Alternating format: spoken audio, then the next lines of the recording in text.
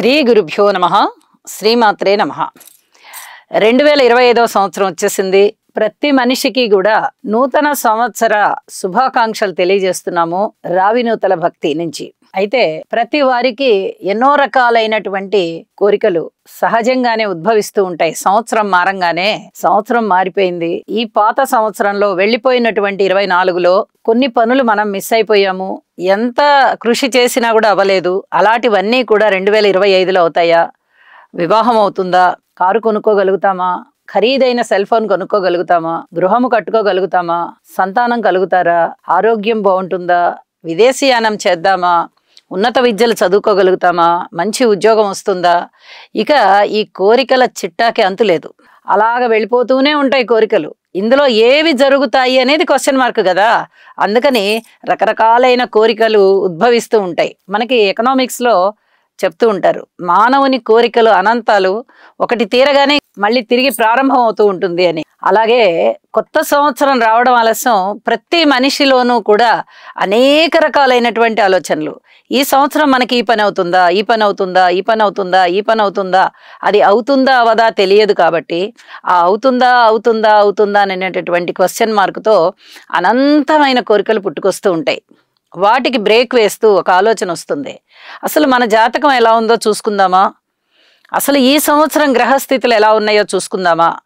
అప్పుడు మనకి ఏ పనులు అవుతాయి, ఏ పనులు అవ్వవు అనేది తెలియదు కదా.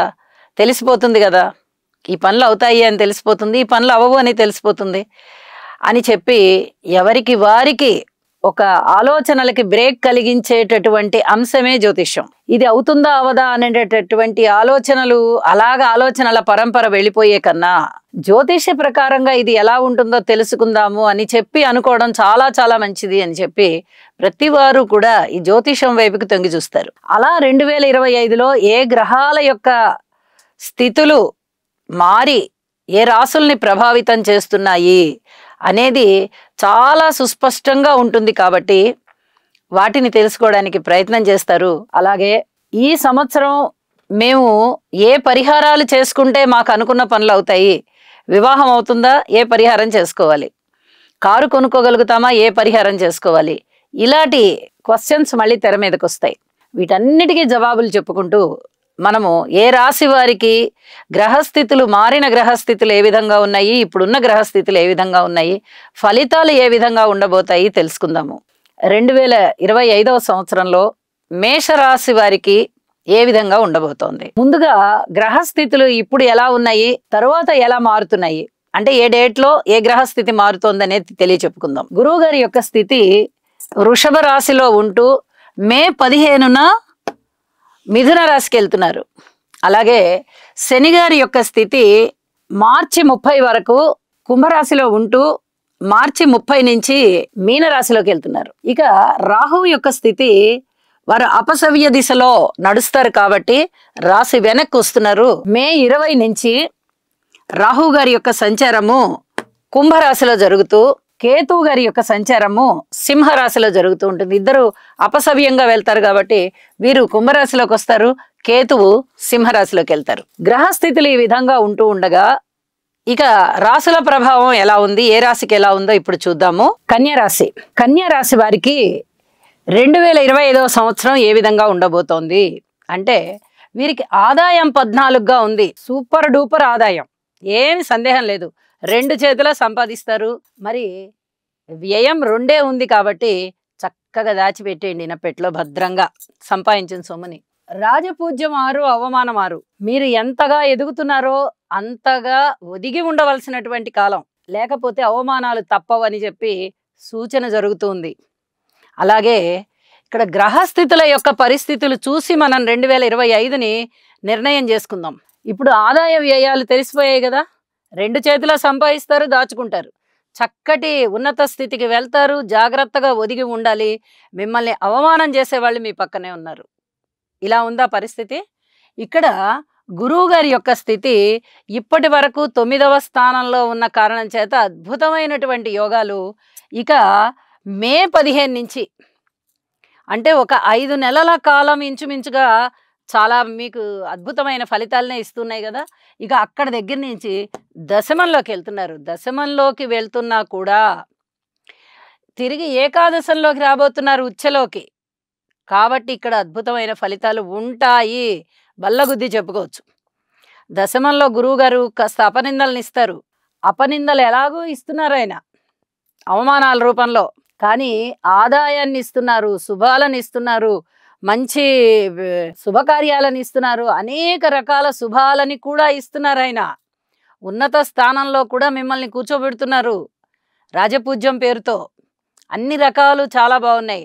ఇప్పటి వరకు కేతు వ్యయంలో ఉన్నారు, వారు వ్యయస్థానంలోకి వెళ్ళిపోతున్నారు. మీ చేత ధనము ఖర్చు చేయిస్తూ ఉన్నప్పటికీ దాన ధర్మాల పేరుతో మీకు అనేక విధాలుగా సత్కారాలు, సన్మానాలు, పుణ్యాలు ఉంటాయి.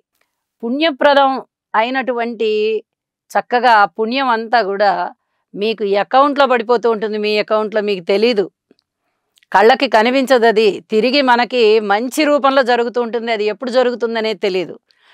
ఏదైనా ఇబ్బందికర పరిస్థితుల్లో భగవంతుడు వీళ్ళు ఏమన్నా మంచి చేసుకున్నారా అని చూస్తాడు. ఆ మంచి అప్పుడు అక్కడికి వస్తుందన్నమాట, ఆ కష్టాన్ని గట్టెక్కిచ్చేయడానికి.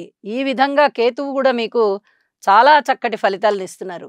ఇక ఈ శనిగారి యొక్క స్థితి మార్చి 30 వరకు, అంటే ఒక 3 నెలల కాలము మీకు అద్భుతమైనటువంటి విజయాలను ఇస్తుంది, రాజయోగాలను ఇస్తుంది నిజం చెప్పాలంటే. మరి అటువంటి స్థితిలో ఉన్నటువంటి శనిగారు ఇప్పుడు సప్తమంలోకి వెళ్ళి మళ్ళీ పరీక్షలు మొదలు పెడుతున్నారు. మీకు అయ్యే పనులు అవనివ్వకుండా, వివాహాది శుభకార్యాలు కుదరనివ్వకుండా, స్థాన చలనం చేస్తూ అస్థిమితం, అశాంతి, ఇలాంటివన్నీ కూడా మీకు మళ్ళీ కలగజేస్తున్నారు. ఇప్పటి వరకు శుభాలను ఇచ్చారు కదా, ఇప్పుడు మళ్ళీ పరీక్షలు పెడుతుంటారు. ఆయన పని అదే, శుభాలను ఇస్తూ ఉంటారు, మళ్ళీ తరువాతి రాశిలో పరీక్షలు పెడుతూ ఉంటారు.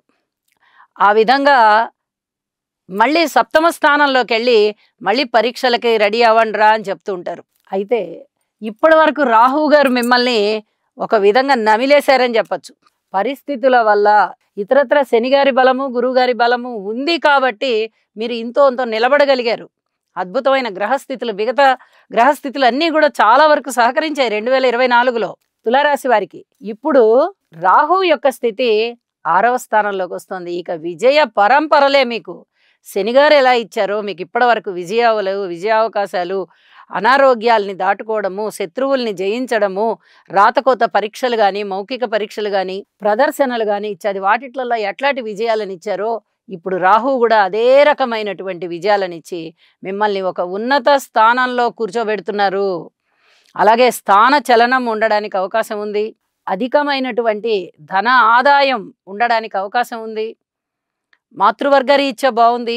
అనేక రకాల శుభకార్యాల నిమిత్తము మీరు చేసేటటువంటి ధనము చక్కగా అక్కరకు వస్తుంది. శుభకార్యాల మీద ఖర్చు పెడతారు కాబట్టి ఇటు రాహు మీద ఖర్చు పెట్టేది కానీ, ఇటు కేతువు మీద ఖర్చు అయ్యేది కానీ వ్యయ స్థానంలో ఉండి, ఇవన్నీ కూడా మీకు పూర్తిగా మీరు ఆధ్యాత్మిక చింతనలో ఉండేటట్టుగా చేస్తుంది.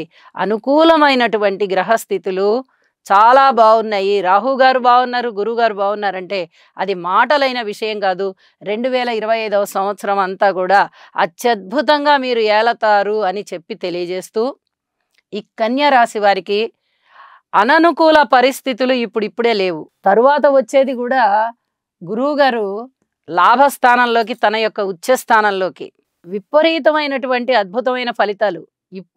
అప్పుడు అద్భుతమైన ఫలితాలు ఎలా వస్తాయి అని చెప్పుకుంటున్నామో, ఆ అద్భుతమైన ఫలితాలు ఇచ్చే దిశగా ఇప్పుడు గురువుగారి యొక్క సంచారం సాగుతూ ఉంది. కాబట్టి చాలా తృప్తిగా, చాలా ప్రశాంతంగా, ఒక సైలెంట్గా మీకు విజయాలను ఇచ్చేస్తారు. ఉన్నత స్థితిలో మిమ్మల్ని కూర్చోబెడతారు అనడంలో సందేహం లేదు.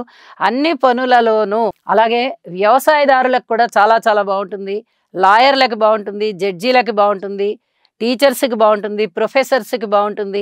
ఇలా అద్భుతమైనటువంటి స్థితి అన్ని రంగాల వారికి ఉంటూ ఇప్పుడు చెప్పుకున్న రంగాల వారికి ఇంకా ఇంకా బాగుంటుంది అని చెప్పి తెలియజేస్తూ, కుటుంబంలో కూడా అనేక రకాలుగా ఐకమత్యము, ఉన్నత స్థితి, ఇవన్నీ కూడా చాలా బాగున్నాయి కన్యారాశి వారికి అని చెప్పి తెలియజేస్తూ, ఇక్కడ శనిగారికి మటుకు స్తోత్ర పారాయణాలు చెయ్యండి, తైలాభిషేకం చెయ్యండి, అలాగే ఖర్చులు అదుపులో పెట్టుకోవడానికి ప్రయత్నం చేయండి అని చెప్పి సూచన చేస్తూ నమస్కారం.